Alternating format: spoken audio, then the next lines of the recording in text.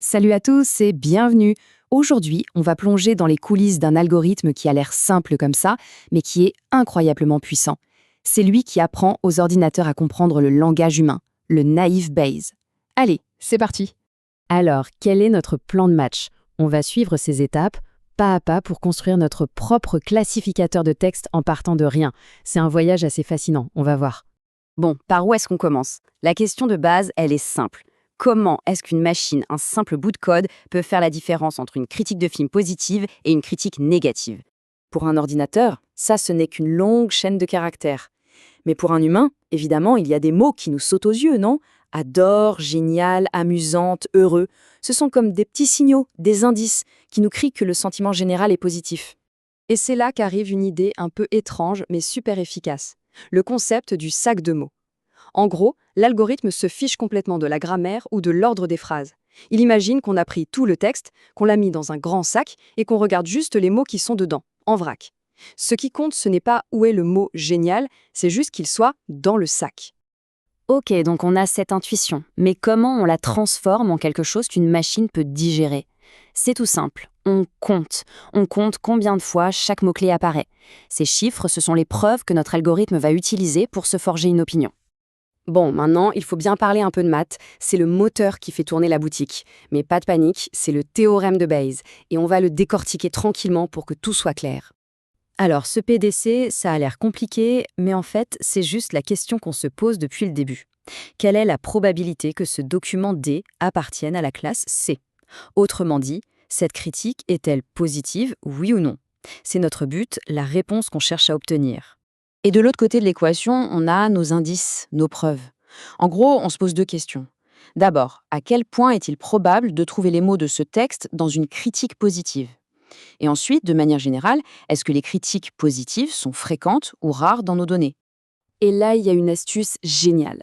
Pour savoir si le score positif est plus grand que le score négatif, on n'a même pas besoin de s'embêter avec le dénominateur, ce PD. Pourquoi? Parce qu'il est le même pour les deux calculs.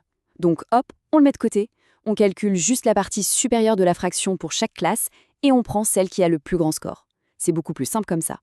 Tout semble parfait, n'est-ce pas? Simple, efficace. Sauf qu'il y a un hic, une faille énorme, un vrai talon d'Achille qui peut faire s'écrouler tout notre système. Imaginez un truc tout bête. Une nouvelle critique à analyser contient le mot fantastique. C'est un super mot, très positif. Le seul problème, c'est que notre algorithme ne l'a jamais vu pendant sa phase d'apprentissage sur les textes positifs. Du coup, pour la machine, la probabilité de trouver le mot fantastique dans une critique positive, c'est quoi? Eh bien, c'est zéro. Zéro absolu. Et là, c'est le drame. Et voilà le cœur du problème. Pour notre calcul, on multiplie toutes les probabilités des mots entre elles. Et en maths, quand on multiplie une longue chaîne de nombres par zéro, eh bien, le résultat final, c'est zéro. Tout le score de la classe positive s'effondre à cause d'un seul mot manquant, même si tous les autres mots sont super positifs. Le système est cassé. Mais heureusement, des gens très malins ont trouvé une parade. Une solution super élégante, presque magique dans sa simplicité. Ça s'appelle le lissage de la place. L'idée est géniale. Au lieu de juste compter le nombre de fois où on voit un mot, on fait nombre de fois plus 1. Comme ça, même si un mois n'est jamais apparu, son compte de départ ne sera pas 0, mais 1. Et pour que les calculs restent justes, on ajuste aussi le total en bas au dénominateur. C'est une petite correction qui change tout. Plus de 0, plus de système qui plante. Bon, assez de théorie, c'est le moment de mettre les mains dans le cambouis. On va voir comment tout ça fonctionne avec un exemple concret de A à Z. Alors, voilà la situation. On a 4 documents pour entraîner notre machine. 3 parlent de la Chine, qu'on appelle la classe C, et 1 du Japon, la classe J. Et puis, on a ce 5e document, un peu mystérieux, et notre mission, c'est de deviner sa classe. Première étape, on calcule ce qu'on appelle les probabilités a priori. C'est juste un état des lieux de nos données de départ. On a 3 documents sur 4 qui sont de la classe C. Donc, avant même de regarder les mots, on part du principe que la classe C est plus probable, avec 3 chances sur 4. Maintenant, le gros du travail. On calcule la probabilité de chaque mot de notre texte mystère, mais en se plaçant du point de vue de la classe C. On applique notre fameuse formule de lissage. Pour le mot Chinese, on l'a vu 5 fois dans les textes C, donc on fait 5 plus 1. On divise par le total des mots dans C, qui est 8, plus la taille de notre vocabulaire, 6. Hop, ça fait 6 sur 14. Et on fait pareil pour Tokyo et Japan qui n'étaient jamais là, donc leur compte de départ est 0. Allez, on refait la même gymnastique, mais cette fois pour la classe J. Et là, on voit que les chiffres changent complètement. Le mot Chinese n'apparaît qu'une seule fois dans les documents de cette classe. C'est logique, chaque classe a son propre vocabulaire, sa propre signature en quelque sorte.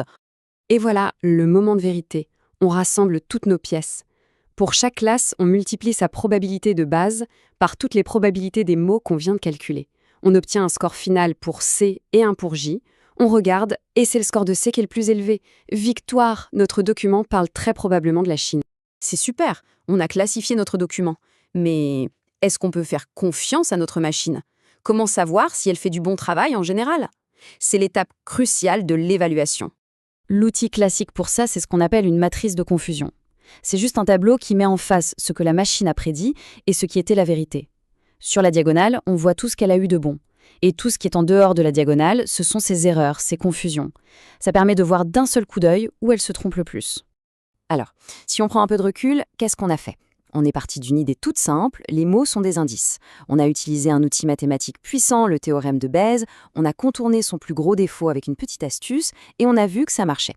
Le secret du naïf Bayes, c'est son hypothèse naïve que les mots sont indépendants. C'est faux, bien sûr, mais c'est ce qui le rend si rapide et, étonnamment, si efficace. Cette logique est partout aujourd'hui, dans nos filtres anti-spam, dans les analyses d'opinion, et ça amène à une question assez vertigineuse. Combien d'autres tâches complexes, qu'on pense réservées à l'intelligence humaine, pourraient être décortiquées et résolues avec une approche probabiliste aussi simple et élégante?